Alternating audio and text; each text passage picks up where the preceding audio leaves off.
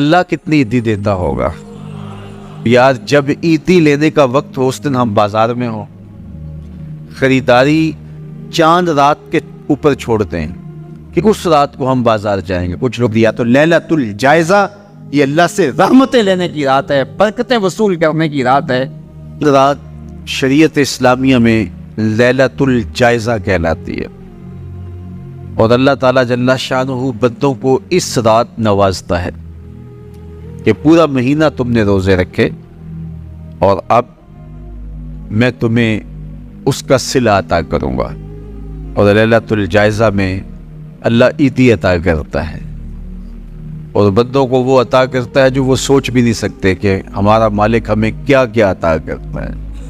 ہر شخص جو عیدی دیتا ہے وہ اپنی طاقت کے مطابق دیتا ہے نا. آپ کو بھی بچپن میں عیدی ملتی رہی ہوگی, اب بھی ملتی ہوگی, تو کوئی 10 روپے, کوئی 20 روپے, کوئی 50 روپے. لیکن کوئی ایسا بھی ہوتا ہے کہ جس کے پاس فراوانیاں ہوتی ہیں تو پھر اس کی عیدی تو اس کی عیدی ہوتی ہے. تو ہر شخص اپنی کیپیسٹی کے مطابق ہی عیدی دیتا ہے نا. تو یار جب ایک عام آدمی 10-20 روپے دے دیتا ہے, لیکن جس کو اللہ نے بڑا نوازا ہو تو وہ پھر 500 روپے کا نوٹ آپ کو دیتا ہے کہ جناب یہ عیدی ہے آپ کی, تو پھر اللہ کتنی عیدی دیتا ہوگا, وہ کتنی کرم نوازیاں فرماتا ہوگا.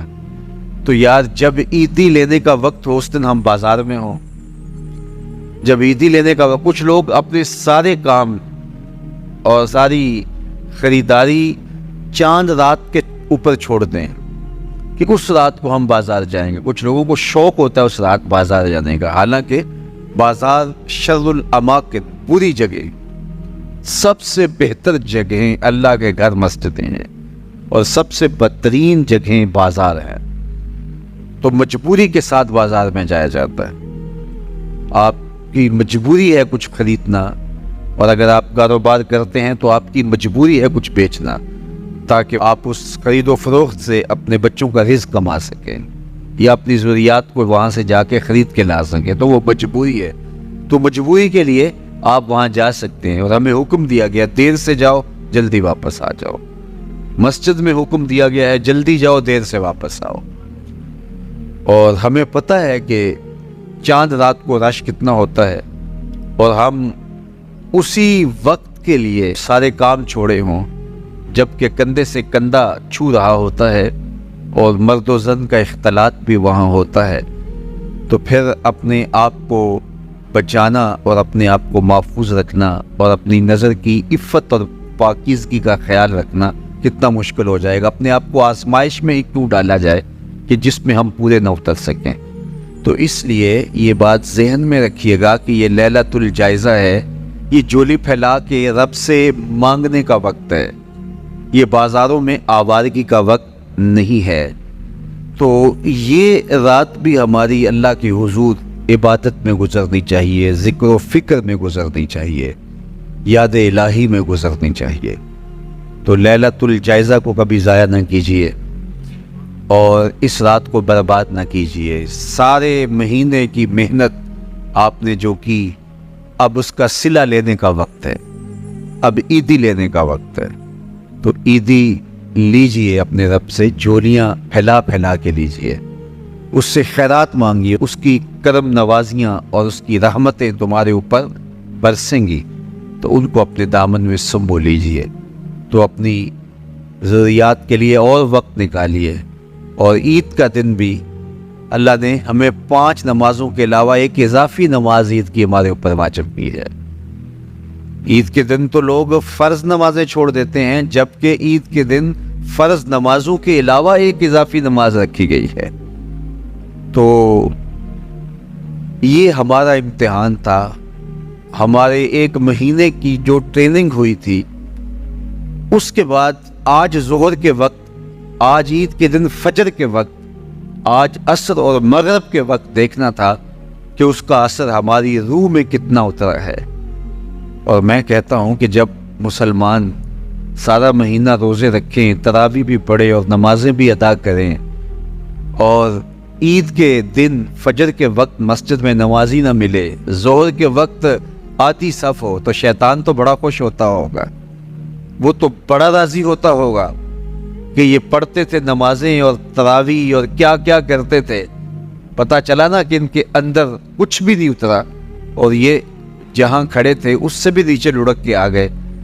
تو شیطان کو کبھی خوش نہ ہونے دینا، اللہ کے حضور سرخروئی اور کامیابی کے لیے دعا مانگتے ہوئے ماہ صیام سے رخصت ہوں۔ یہ گھڑیاں اللہ نے نصیب کی، گنتی کے دن انہیں کہا گیا، تو یہ گنتی کے دن یوں ہی بیت جاتے ہیں اور اسی طرح پوری زندگی بیت جاتی ہے، اور پھر جب آنکھ بند ہوتی ہے تو پھر آنکھ کھلتی ہے کہ ہم یہ یوم افطار جس کو عید الفطر کہا جاتا ہے، یہ سجدہ شکر ہے اللہ کے حضور کے مالک تو نے ہمیں ہدایت عطا کی، تو نے ہمیں توفیق عطا کی، اور تیری توفیق کے بغیر سخت گرمی کے یہ روزے ہم نہ رکھ پاتے، تیری توفیق کے بغیر فاقے نہ کاٹ پاتے، یہ تیرے ہی کرم سے، تیری ہی دی ہوئی توفیق سے ہمیں صبر نصیب ہوا۔ الصوم و نصف الصبر، روزہ آدھا صبر ہے۔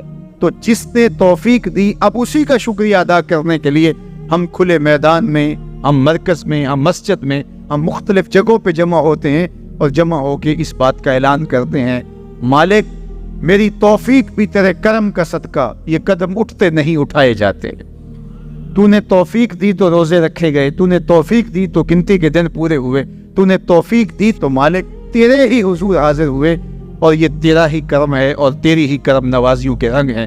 حضرت معاذ بن جبل رضی اللہ تعالیٰ عنہ فرماتے ہیں کہ ایک دن حضور نے میرا ہاتھ پکڑا اور ہاتھ پکڑ کے فرمایا، اے معاذ واللہ انی لأحبک، اللہ کی قسم میں تجھ سے پیار کرتا ہوں۔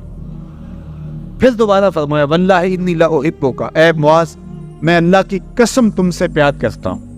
اور اس پیار کی وجہ سے حضور نے حضرت معاذ بن جبل کو بتایا کیا، میں تجھ کو وصیت کرتا ہوں کہ ہر نماز کے بعد ان کلموں کو جو میں تمہیں بتا رہا ہوں ان کو ترک نہیں کرنا، اس کو بھولنا نہیں ہے، اس کو چھوڑنا نہیں۔ اور وہ کیا؟ اللہم اعنی علی ذکرک و شکرک و حسن عبادتک، اے اللہ مجھے توفیق دے اپنی عبادت کی، مجھے توفیق دے اپنے ذکر کی، مجھے توفیق دے اپنا شکر ادا کرنے کی۔ تو اللہ کا شکر ادا کرنے کی اس سے توفیق مانگی، مالک نعمت بھی تو دے اور اس نعمت پر شکرانے کی توفیق بھی تو عطا کر۔ اور اللہ فرماتے ہیں میری دی ہوئی نعمت پر میرا جب تم شکر ادا کرو گے میری دی ہوئی توفیق کے ساتھ، تو میں تم سے عہد کرتا ہوں لئن شکرتم لازیدنکم، میں تمہیں اور زیادہ عطا کروں گا۔ اللہ اکبر، شکریہ سے نعمت میں اضافہ ہوتا ہے، نعمت میں برکت ہوتی ہے۔ ایک دوسرے مقام پہ کتنی خوبصورت بات ارشاد کی، ما یفعل اللہ بعذابکم ان شکرتم و آمنتم، اللہ فرماتا ہے کہ وہ تمہیں عذاب دے کے کیا کرے گا اگر تم شکریہ ادا کرو اور ایمان لاؤ۔ اللہ کی چاہت نہیں ہے کہ تجھے جہنم کی بھڑکتی ہوئی آگ میں ڈالے، جو آگ تمہاری ہڈیاں توڑ کے رکھ دے، تمہارا گوشت چلا کے رکھ دے اور تم وہاں ذلت سہو، یہ تمہارے رب کی منشا نہیں ہے۔ وہ یہ چاہتا ہے کہ تمہیں جنت کی بہاریں نصیب فرمائے۔ یہ تمہارا عمل ہے کہ تم عذابوں کو خرید رہے ہو، تم عذابوں میں چھلانگے لگا رہے ہو۔ اس کی مرضی کیا ہے، اس کی رضا کیا ہے کہ تم شکر ادا کرو اور اس پر ایمان لاؤ، تو وہ تمہارے گناہ بھی معاف کرتے، تمہارے درجے بھی بلند بلکہ ایک دوسرے موقع پہ اللہ تعالیٰ نے قرآن مجید میں ارشاد فرمایا کہ تم جہنم کے گھڑے میں گرنے والے تھے، ایک جنبش پا کی دیر تھی کہ تم ایندھن بن جاتے۔ کہا کہ میری نعمت کا شکر ادا کرو کہ جس نعمت نے، اس نعمت سے مراد محمد عربی صلی اللہ علیہ وسلم، تمہیں جہنم سے نکال کے جنت کی راہوں پہ ڈال دیا۔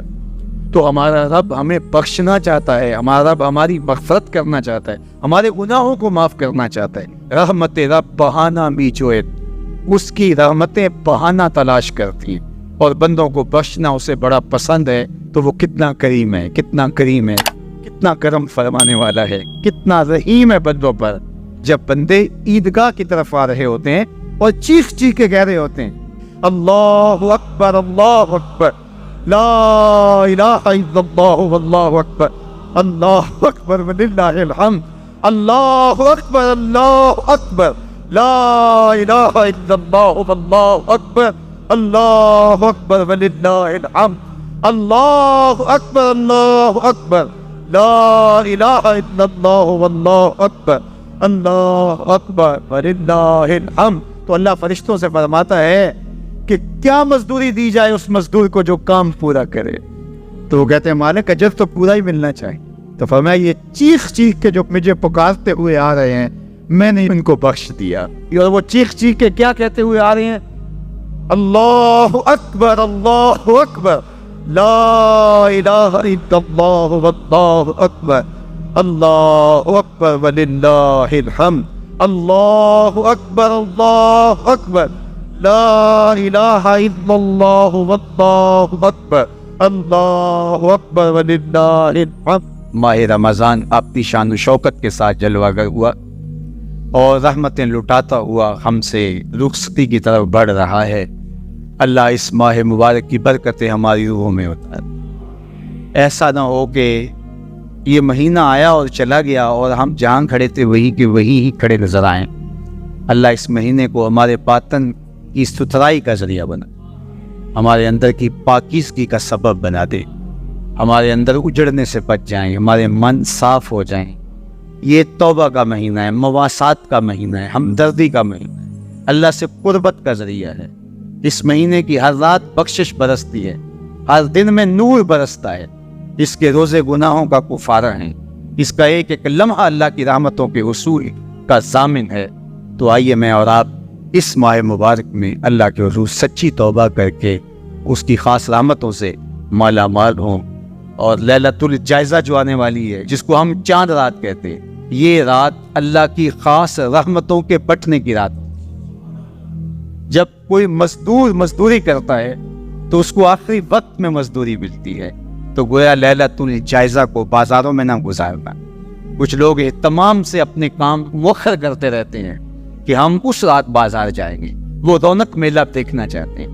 اور بہت سارے اوباش بے حیا اور عیاش مزاج کے لوگ تو وہاں ہجوم میں گھس کر کے اپنی خواہشات کی تکمیل کرتے ہیں.